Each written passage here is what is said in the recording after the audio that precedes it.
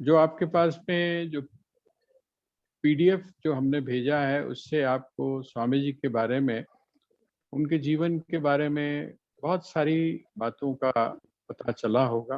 अगर आपने उसको गौर से पढ़ा होगा तो एक एक कहाँ पर कैसे उनकी पढ़ाई हुई, कौन कौन उनके परिवार में थे, और उसके बाद में जब वो जापान गए तो कैसे गए, अमेरिका में उनका, और उनकी सबसे बड़ी जो विशेषता रही कि उस समय की जो भाषा थी, यही एकमात्र ऐसे महापुरुष हुए हैं जिन्होंने मिस्र की काहिरा में जो मस्जिद थी, उस मस्जिद में जाकर उनकी भाषा में उन्होंने उनको ये समझाने का प्रयास किया कि जो इस्लाम है, इस इस्लाम का तात्पर्य क्या है।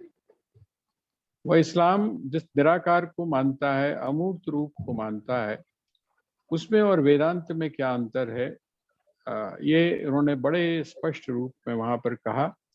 कोशिश काफ़ी हुई कि वहाँ से, वहाँ की गवर्नमेंट से अगर वो लेक्चर्स की कहीं कोई कॉपी या उस समय अगर न्यूज़पेपर्स में निकला हो वो कुछ मिल जाए तो, लेकिन वो मिला नहीं।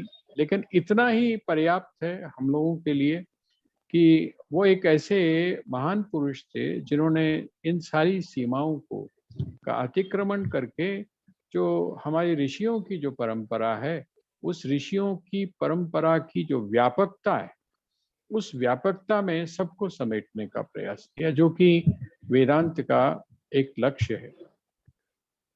अब आइए, मैं असल में उन बातों की चर्चा करना चाहता हूं जो स्वामी राम के साथ जुड़े होने के कारण कोई भी व्यक्ति आपसे पूछ सकता है। जैसे कल की मैंने आपके सामने जो चर्चा की थी, उसका उसका मकसद यही था। उसका मकसद ये है कि कोई भी व्यक्ति अगर आपसे ये 4-5 प्रश्न इस तरह के हैं, जिन प्रश्नों को अक्सर स्वामी राम के साथ जोड़कर लोग एक क्वेश्चन मार्क, प्रश्न चिन्ह लगाते हैं। जब मैं यहाँ पर पढ़ रहा था देहरादून में, तो एक हमारे बिल्कुल साथ में एक क्रिश्चियन रिट्रीट सेंटर है, तो उसमें हम लोग एक गेट टुगेदर किया करते थे। प्रत्येक धर्म के लोग आते थे अपनी अपनी बात को एक सब्जेक्ट के ऊपर। तो वहाँ एक बार कुछ फॉरेनर्स का एक ग्रुप आया हुआ था, उसने स्वामी जी के बारे में, देखिए वो लोग इस मामले में बड़े सावधान हैं कि जहाँ पर भी जाते हैं वहाँ का लिटरेचर सारा पढ़ते हैं। तो जब उनको बताया गया कि स्वामी राम के ऊपर विचार हम करेंगे, तो उन्होंने स्वामी राम के ऊपर काफी गहनतम अध्ययन किया। ये बात अलग है कि उनका ओपिनियन, उनका जो सोचने का तरीका है और हम लोगों का जो सोचने का तरीका है वो अलग है। वहां पर सेंट है, हमारे यहाँ संत है। वो जो सेंट है, वो चमत्कार जिस समय कुछ हो जाते हैं तब उसको सेंट की उपाधि दी जाती है। और हमारे यहाँ जो संत है, अर्थात पूर्व का जो संत है, भारत का जो संत है, उस संत का अर्थ होता है जिसने सत्य को जान लिया। इन दोनों में देखिए बेसिकली हमारे जो थॉट्स हैं, हमारे जो विचार हैं, उनमें बहुत अंतर है। तो उस अंतर की दृष्टि से उन्होंने काफी अध्ययन किया था और बहुत सारे प्रश्न उन्होंने इस तरह के हमसे पूछे।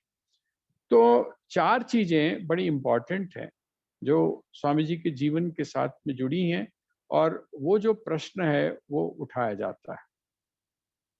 एक की कल मैं आपके समक्ष चर्चा कर रहा था, और एक और सवाल है, और वो सवाल काफी, जिसको बोलते हैं बड़ा कंट्रोवर्शियल। वो कंट्रोवर्शियल ये है कि जिस समय स्वामी जी हरिद्वार में थे, आपने ये चर्चा सुनी होगी, और इसको लेकर काफी हमारे हमारे अपने मन में भी, जिस समय आप पहली बार इस घटना को पढ़ते हैं तो आपके मन में भी आता है। सरदार पूरन सिंह ने जो स्वामी जी की जो जीवनी है उसमें इसका बड़ी भली प्रकार से जिक्र किया है। वो क्या है? वो कहते हैं कि जो स्वामी राम थे, हरिद्वार में थे उस समय, और जब हरिद्वार में थे तो उनसे मिलने के लिए ये जिस समय वहां से वापस आ गए हैं स्वामी जी, अमेरिका से, है ना, तो वहां उस समय की बात है। जब वहां से वापस आए तो लोगों तक पहुंची सारी बात, और जब लोगों तक पहुंची तो जो बच्चे थे उन बच्चों को भी, और उनकी जो पत्नी थी, उनके परिवार के जो लोग थे, उनके भी मन में ये बात आई कि हम उनको मिलें। बड़ा स्वाभाविक है।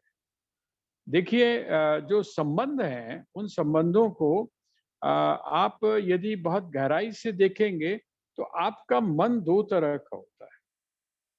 आपका जो मन है, उस मन का जो स्तर है वो दो तरह का होता है। एक आपका इंडिविजुअल मन होता है जहाँ पर आप स्वयं निर्णय करते हैं, और एक होता है जिसको हम सामूहिक अनकॉन्शियस माइंड बोलते हैं, सामूहिक बोलते हैं। वो सामूहिक क्या है, वो कभी-कभी आपके ऊपर बहुत हावी हो जाता है। जैसे मैं अक्सर एक उदाहरण आपको दिया करता हूँ स्वामी विवेकानंद के जीवन का, कि स्वामी विवेकानंद के विचारों को जब आप देखेंगे और उनकी जो प्रखरता आप देखेंगे और उनका जो खुलापन जब आप देखेंगे, उनकी जिसको बोलते हैं हर सीमा को तोड़कर आगे बढ़ने का जो, जैसा वेदांत का एक थॉट है, प्रोसेस है, उसको जब आप देखेंगे, और एक घटना जिसने उनके जीवन को परिवर्तित किया। कभी-कभी होता है जीवन में, और प्रत्येक व्यक्ति के जीवन में होता है। वो घटना है जो जिसमें जिस समय आए महाराज खेतरी ने उनका अभिनंदन किया, और जब अभिनंदन किया तो राजाओं की जो परंपरा थी उसके अनुसार वहां पर किसी गाने वाली को बुलाया गया। और जब वो गाने वाली को बुलाया और जैसे ही उसने एंट्री की, तो स्वामी विवेकानंद अपने स्थान से उठकर बाहर की तरफ चले, और जब बाहर की तरफ चले, इतने में ही उसने जो भजन गाया, वो भजन था, प्रभु मेरे अवगुण चित न धरो, समदर्शी प्रभु नाम तिहारो, चाहो तो पार करो। ये भजन उसने गाया। अब देखिए स्थिति कैसी है, वो वहां से उठकर चल दिए, और वो जो गायिका है, वो गायिका सोच रही है अभी तक तो मैंने राजाओं और महाराजाओं के सामने गाया है, ऐसे लोगों के सामने गाया है जिनको गायकी की हो सकता है थोड़ी बहुत जानकारी हो, लेकिन उनका गायकी के प्रति या उसके प्रति किसी भी प्रकार का वैसा आग्रह नहीं है। आप देखते होंगे इस बात को कि जब किसी पार्टी में या किसी जगह गाया जाता है तो बहुत कम लोग उसमें इंटरेस्टेड होते हैं। पहली बार उसको ये सौभाग्य मिला था कि किसी सन्यासी के सामने, ऐसे व्यक्ति के सामने जो भारत की छवि विदेश में जाकर वहां पर सिंहनाद के रूप में बनाकर आया है, ऐसे व्यक्ति के सामने वो अपने भजन को गाएगी। जब वो उठकर चले और उन्होंने इस भजन को सुना तो वापस आ गए। वो वहां से वापस आ गए और वापस आकर उस स्थान पर बैठ गए, और उनको उन्होंने कहा कि अरे, मैं तो अद्वैत का प्रचार करने वाला व्यक्ति हूँ, अद्वैत के प्रति मेरी निष्ठा है, लेकिन ये मेरे में द्वैत की भावना कहाँ से आ गई। और उसको उन्होंने अपने जीवन की बहुत प्रमुख घटना बताया। ऐसे ही आप आदि शंकराचार्य के जीवन में देखते हैं। जितने भी महापुरुष हैं उनके जीवन में कोई ना कोई घटना ऐसी होती है जहां से उनकी जो सोच है, जहां से उनके जो विचार हैं, वो पूरी की तरह से परिवर्तित होते हैं। तो स्वामी राम के जीवन में ये घटना, उनकी विमाता, उनका छोटा बेटा और उनकी पत्नी, ये लोग मिलने के लिए आए। पूरन जी ने अपने जो पुस्तक है, उनकी जो जीवनी है, उसका जो सबसे आखिर है, मैंने कल आपको बताया था कि आप उनकी जीवनी को पढ़िए, जो सरदार पूरन सिंह जी ने उसमें बहुत सारी चीजें डाली हैं। लास्ट में आके उन्होंने 3 एस्पेक्ट उनके बताए हैं, जिसमें एक तो सन्यास का बताया, वहां पर भी उन्होंने इसी बात का, इसी घटना का जिक्र किया। तो क्या हुआ, वहां आए वो लोग, और जब आए, पूरन जी ने आके बताया कि कुछ लोग आपको मिलना चाहते हैं। कौन है? कहते हैं कि वहां से आए हैं। समझ गए वो। तो उन्होंने पूरन जी को कहा कि आपके पास कुछ पैसे हैं? उन्होंने कहा हाँ हैं, क्यों? कहते हैं आप इनको ऐसा करिए, आप इनको वापस भेज दीजिए, इनको किराया देके और घुमा के यहाँ उसके बाद में आप इनको वापस भेज दीजिए। पूरन जी जो है वो वहां पर, क्योंकि देखिए नारायण स्वामी का और स्वामी जी का जो संबंध था वो गुरु शिष्य का था। सिर्फ जैसे गुरु और शिष्य का एक संबंध होता है, जिसमें एक अपनी विशेष प्रकार की मर्यादा होती है, विशेष प्रकार की दूरी होती है, विशेष प्रकार का एक संबंध जो गुरु और शिष्य में होता है, वैसा संबंध था। लेकिन पूरन जी के साथ में जो उनका संबंध था, वो कई तरह का था। मित्रता का था, शिष्यत्व का था, और फिर पोइट्री, क्योंकि पोइट थे। स्वामी राम भी, अभी आपने गजल सुनी ना, तो वो पोइट थे, कवि हृदय थे। और जो कवि हृदय है और उसके बाद में जिसके रोम रोम से प्रेम जो है वो प्रस्फुटित होता हो, मस्ती जिसके जीवन में हो, ऐसा जो व्यक्ति है, उस व्यक्ति के साथ में पूरन जी का जो संबंध था वो कुछ और था। तो पूरन जी जो है वो बिगड़ गए, नाराज हो गए। वो कहते हैं अगर आप ऐसा ऐसा कहते हैं तो मैं भी जा रहा हूँ उन्हीं के साथ ही, मैं भी आपके पास नहीं रुकूंगा, है ना। तो हंस पड़े, मुस्कुरा पड़े, और मुस्कुरा कर उन्होंने उनको बुला लिया। उन्होंने कहा कि ठीक है, बुला लाओ। बुला लिया। बुलाने के बाद आके बैठ गए। तो वहां का जो वर्णन आता है, उस वर्णन को आप जरा गौर से पढ़ें। उस वर्णन में ये चीज आती है कि जो उनकी विमाता थी, अपनी विमाता के साथ में वो खूब जोर जोर से, जैसा उनका था, हंसते थे। तो ऐसा लगता था जैसे फूल जो है वो बिखर रहे हैं, जिसको बोलते हैं ना, एक खुलकर हंसना। खुलकर हंसना, वो खुलकर हंसते थे और उनके साथ बात कर रहे थे। अपने बेटे को, जो छोटा बेटा था, उसको भी उन्होंने कहा कौन सी क्लास में पढ़ रहे हो, क्या कर रहे हो, ये सारी बातें पूछी। और उसके बाद में उसको एक अंगूर का गुच्छा दिया।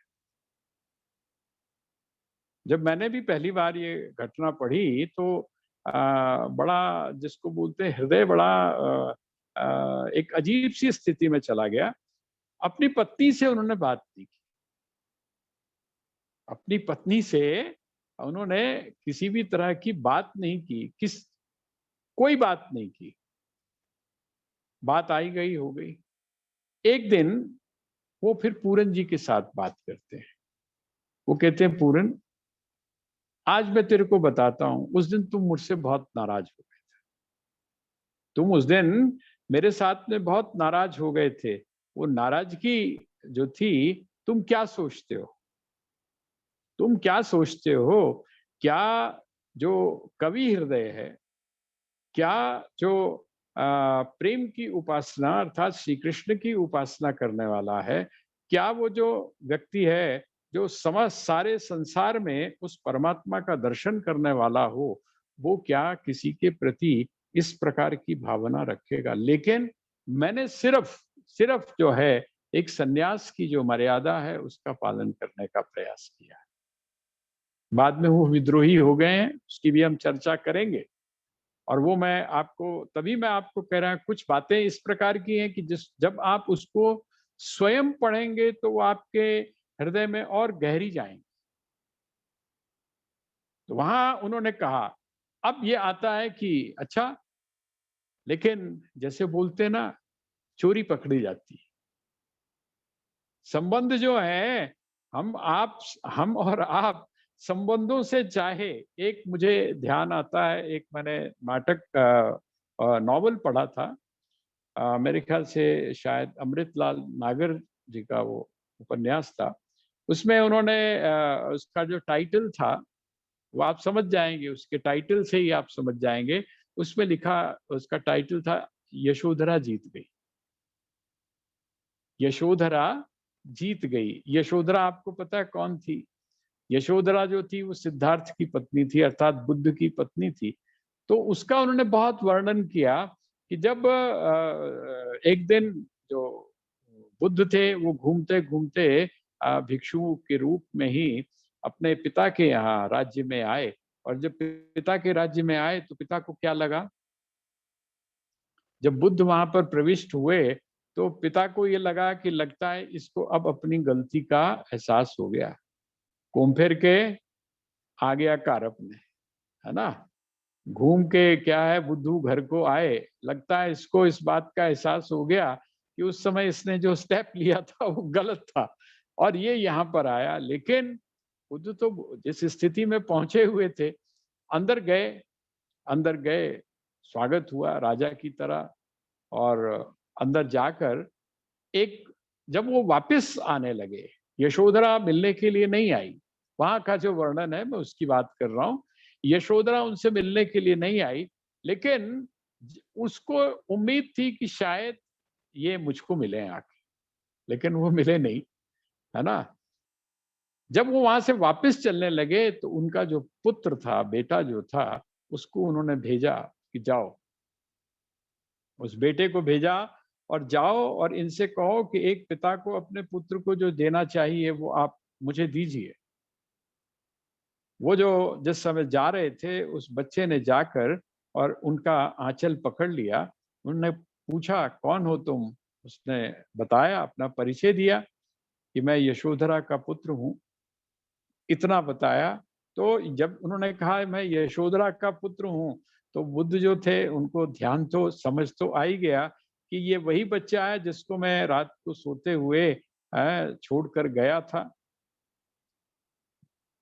तो उन्होंने कहा क्या चाहिए? उन्होंने कहा एक पिता अपने पुत्र को जो दे सकता है वो आप मुझको दीजिए, मैं वो मांगने आया हूँ, अपना जो अधिकार है वो मांगने आया हूँ। तो बुद्ध के साथ में उस समय उनका जो सबसे बड़ा प्रिय शिष्य था वो था आनंद, जो कि रिश्ते में उनका कजन था, बड़ा भाई था। तो बुद्ध ने कहा उसको कि भाई, मेरे जैसा पिता इस पुत्र को जो दे सकता है वो इसको दे दो। मेरे जैसा पिता जो इस पुत्र को दे सकता है इसको दे दो। तो उन्होंने कहा कि ठीक है, ऐसा पिता तो सिर्फ भिक्षुक ही बना सकता है। इसका मतलब वो इस मार्ग पर ही चला सकता है जो कि सत्य का मार्ग। पिता वो होता है जो अपने पुत्र को सही मार्ग पर चलाए। पुत्र भी वही होता है जो अपने पिता को सही मार्ग पर चलाए और सही मार्ग उसका प्रशस्त करे, वही पुत्र होता है। पुंग नाम के नरक से जो बचाए उसको हम लोग पुत्र बोलते हैं, पौराणिक जो मान्यता है उसके अनुसार। तो वहां पर उसने, जो राइटर है, उसने ये प्रश्न उठाया। उसने कहा इसका मतलब कहीं ना कहीं बुद्ध के मन में ये बात थी कि मैं इसका पिता हूं। यही कारण है कि बिना माँ से पूछे हुए, बिना और किसी से परमिशन लिए हुए, और उन्होंने उसको भिक्षुक बनाने का निर्देश दिया। नहीं तो हमारे यहाँ की जो सारी परंपराएं हैं उनमें ये एक परंपरा भी रही है कि जो माँ है, जब तक माँ की स्वीकृति ना हो और अकेला पुत्र हो तो माँ की स्वीकृति बहुत जरूरी होती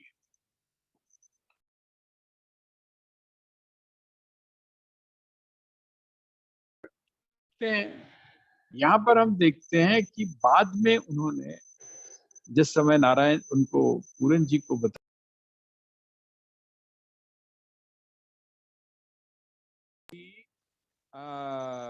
आपने गौर से देखा उनका क्या कहते, ब्रह्मानंद की माँ के चेहरे के ऊपर कितना तेज। आवाज नहीं आ रही। हाँ जी, आ रही होगी। वो बीच बीच में कभी कभी फोन आ जाता नहीं, है। आवाज बहुत धीरे से आ रही है जो समझ नहीं आ रही। अच्छा, पहले ठीक आ रही थी? हाँ जी, पहले ठीक आ रही। अच्छा, अभी ठीक आ रही है कि नहीं? नहीं नहीं नहीं आ रही। नहीं, ठीक तो आनी चाहिए।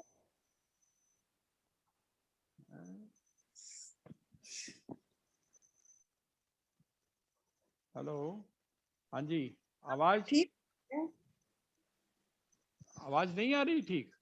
ठीक से आ रही है। धीरे आ रही है, बहुत धीरे आ रही है, पर धीरे आ रही है, काफी धीरे आ रही है, जिससे समझने में कठिनाई हो रही है। अच्छा। मेरे यहाँ से तो सिग्नल भी ठीक है, सब कुछ ठीक है। या तो सभी को स्लो सुनाई दे रहा है क्या? हाँ जी, नहीं कम आ रही है आवाज। आवाज कम आ रही है।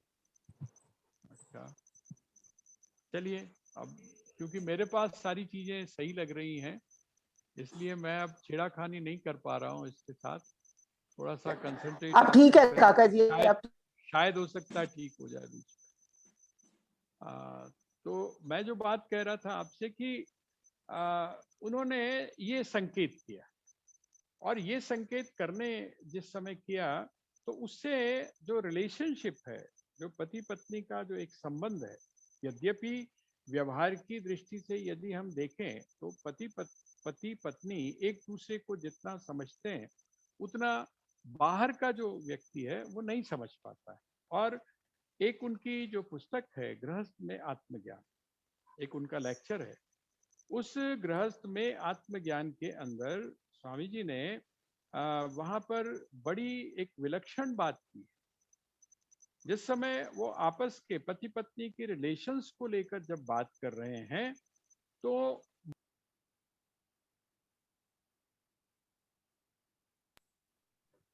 असल में ये बार बार कोई व्यक्ति नहीं समझ पा रहा है, या तो वो जुड़ने का प्रयास कर रहा है या क्या कर रहा है, इसलिए डिस्टरबेंस मुझे लगता है ज्यादा हो रही है। तो वो जो व्यक्ति है, पति और पत्नी का जो रिलेशन है, वहां पर स्वामी जी ने एक संकेत दिया है अपने भाषण में। वो कहते हैं कि राम की पत्नी राम को शरीर के रूप में नहीं देखती थी। वो किस रूप में देखती थी? वो इस स्थिति में पहुंच चुकी थी कि वो शरीर को न देखती हुई आत्मा के रूप में देखती थी, और राम भी उनको आत्मा के रूप में ही देखता था। ये एक उन्होंने संकेत किया। इस संकेत का अर्थ क्या हो गया कि वो जो रिलेशनशिप है, वो पति पत्नी का जो रिलेशनशिप है, पति पत्नी का जो संबंध है, ठीक है, शारीरिक रूप से जो भी हमारे संबंध रहे हों, उनकी मेमोरी, उनकी स्मृति, हम ये नहीं कहते हैं कि वो खत्म हो जाती है, लेकिन वो उससे स्थिति उनकी ऊंची हो चुकी थी। यही कारण है कि यहाँ जिस समय हम स्वामी जी उसका जब परिचय दे रहे हैं, उसके बारे में जब बता रहे हैं, तो वो कहते हैं देखा उसके चेहरे के ऊपर कितना शांत। हम स्वयं को डालकर जरा देखें, हम स्वयं को डालकर देखें कि हम किसी को मिलने के लिए इस प्रकार से जाएं अपने बच्चों के साथ में, और वो अगर हमसे बात न करता हो, है ना, हमसे बात न करे, तो हमारा रिएक्शन क्या हो। लेकिन वहां पर इस प्रकार का कोई रिएक्शन नहीं है। इसका मतलब वो जो उनकी जो पत्नी थी शिवा देवी, वो इस बात को बड़ी सहज रूप से स्वीकार कर चुकी थी कि अब ये जो जिस स्थिति में पहुंच चुके हैं, उस स्थिति में इनको वापस लाया नहीं जा सकता। एक्सेप्टेंस जो होता है, और वो जो एक्सेप्टेंस है वो आपको यहाँ पर, तो हम, मेरा कहने का तात्पर्य इस प्रसंग को लेकर ये है, एक प्रसंग ये आता है, लेकिन हमको सारी स्थितियों का जायजा लेकर और उसका एनालाइज करना चाहिए। वहां पर ऐसा नहीं है, उपेक्षा का भाव उनके प्रति नहीं है। उपेक्षा का, उनकी स्थिति ही ऐसी पहुंच चुकी है ऊपर की तरफ कि जहां पर वो, उनका उस समय जो उन्होंने रिएक्ट किया, और मैं आपको, अगर आप कहें तो मैं आपको वो जो लाइनें हैं जो स्वामी जी ने सरदार पूरन सिंह को वहां पर कही हैं, वो मैं आपको सुना भी देता हूं।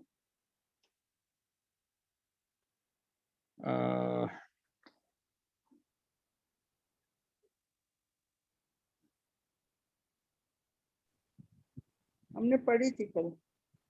है, पढ़ी है ना? तो हाँ जी, पढ़ी। ये है, हाँ, ये यहाँ पर ये देखिए, घर वालों से भेंट न करना संन्यास आश्रम का साधारण नियम है। फिर भी जब तक प्रेम की धड़कन, वह चाहे ईश्वर के लिए हो चाहे मनुष्य के प्रति, उसके हृदय में उठती रहती है। क्या उस दिन तुमने नहीं देखा कि ब्रह्मानंद की माता की मुखाकृति दिव्यता से कितनी दैदीप्यमान हो गई थी?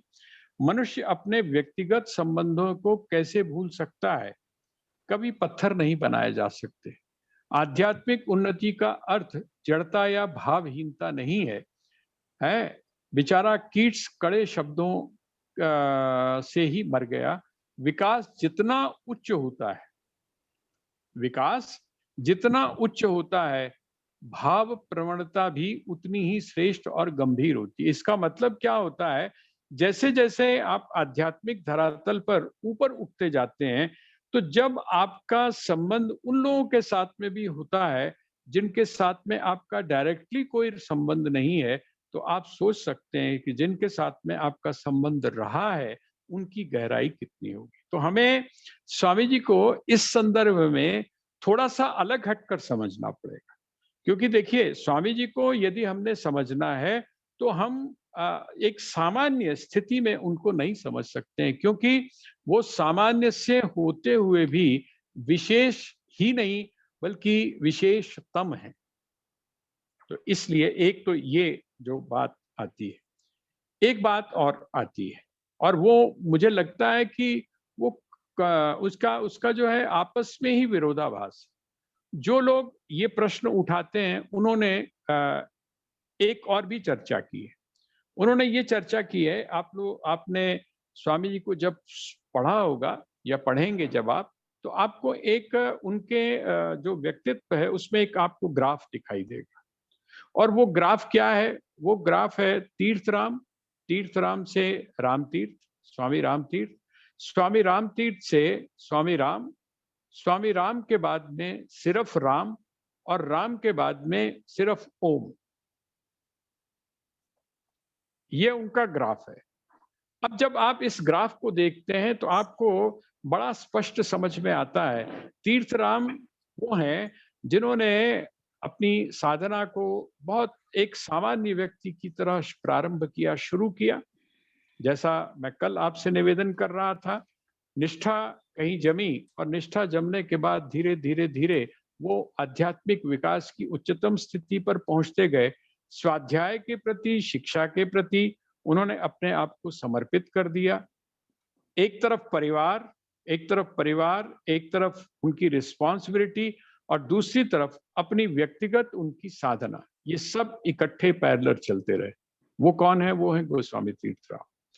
उसके बाद जब स्वामी राम तीर्थ बने तो वो इन सब चीजों से थोड़ा सा ऊपर, एक छलांग और ऊपर। वहां पर वो जो गैरिक वस्त्र है वो वैराग्य और त्याग का उच्चतम प्रतीक होने के कारण उन्होंने स्वयं विद्वत संन्यास लिया, गैरिक वस्त्रों को पहना। और उस गैरिक वस्त्र को पहनने के बाद में भी वो वस्त्रों को भी पार करते चले गए। वो जो गैरिक वस्त्र हैं, उन गैरिक वस्त्रों में रहते हुए भी वो धीरे धीरे, जिसको बोलते हैं, शरीर से डिटैच्ड होते चले गए। पहले स्वामी राम तीर्थ, फिर राम, राम के बाद में फिर जैसे मैंने आपको बताया कि सिर्फ ओम रह गया। ओम रहने का मतलब क्या है? उसी में सब कुछ समाया हुआ है। वो जो उनका महामंत्र था, वो ओम के अलावा, उस परमात्मा के व्यापक रूप के अलावा और कुछ भी नहीं रहा। तब वही स्थिति है जो ली करवट तो होश आया कि राम मुझ में, मैं राम में। और अभी जो आपने गजल सुनी वो भी उसी स्थिति की है, न मैं बंदा न खुदा था, मुझे मालूम न था, है ना? दोनों चीजों से ऊपर उठने की। और यही कारण है कि आप देखते हैं कि वो अपने बारे में जब कोई बात करते हैं या शरीर के बारे में जब वो बात करते हैं तो थर्ड पर्सन में करते हैं। राम ने ऐसा किया, राम ने वैसा किया है, इस तरह से बात करते हैं। ये जो स्थिति है, ये स्थिति उनकी, जिस समय वो अमेरिका में थे तो लोग समझ नहीं पाए। उनके लिए बिल्कुल नया था कि एक व्यक्ति गैरिक, एक सिर्फ धोती के अंदर है। तो धोती के अंदर जो है, जिसने सूट बूट नहीं पहना हुआ है, ऐसा व्यक्ति उनकी नजर में तो कुछ और है। उनका अपमान किया, और जब अपमान किया वापस आए उस जहां पर रुके हुए थे, तो वो अपने उन मित्र को कहते हैं कि आज राम का बहुत अपमान, आज राम का बहुत अपमान हुआ। अगले दिन उनका लेक्चर था एक जगह पर, वहां जिस समय उन्होंने लेक्चर दिया और नियर अबाउट 2-2.25 घंटे तक उनका वो लेक्चर चला, और उसके बाद जो अखबारों में और उसमें जब आया और लोगों ने उनकी प्रशंसा की, तो वहां से आने के बाद में भी वो क्या कहते हैं, आज राम की बहुत प्रशंसा हुई। ना वहां पर वो ये कह रहे हैं कि मैं, अर्थात मेरा अपमान हुआ, ना उसके बाद में वो ये कह रहे हैं कि आज मेरी प्रशंसा हुई। दोनों जगह वो राम शब्द का प्रयोग कर रहे हैं। ऐसा जो व्यक्ति है, जिस समय बाहर से, विदेश से बाहर आता है, यहाँ भारत में आता है और वाराणसी में पहुंचता है, और वाराणसी में उनसे ये पूछा जाता है क्या आप संस्कृत जानते हैं, तो कुछ लोगों का ये मानना है कि उनके मन में एक कुंठा की वृत्ति जागृत हुई, क्योंकि उनको संस्कृत नहीं आती थी। पर देखिए, ग्रेजुएशन में बीए के अंदर उन्होंने संस्कृत थी उनके पास, और अगर उनको संस्कृत नहीं आती थी तो उन्होंने वेदों के ऊपर काम करने की बात कैसे सोची। नारायण स्वामी ने लिखा है कि जिस समय कुछ उनकी चीजें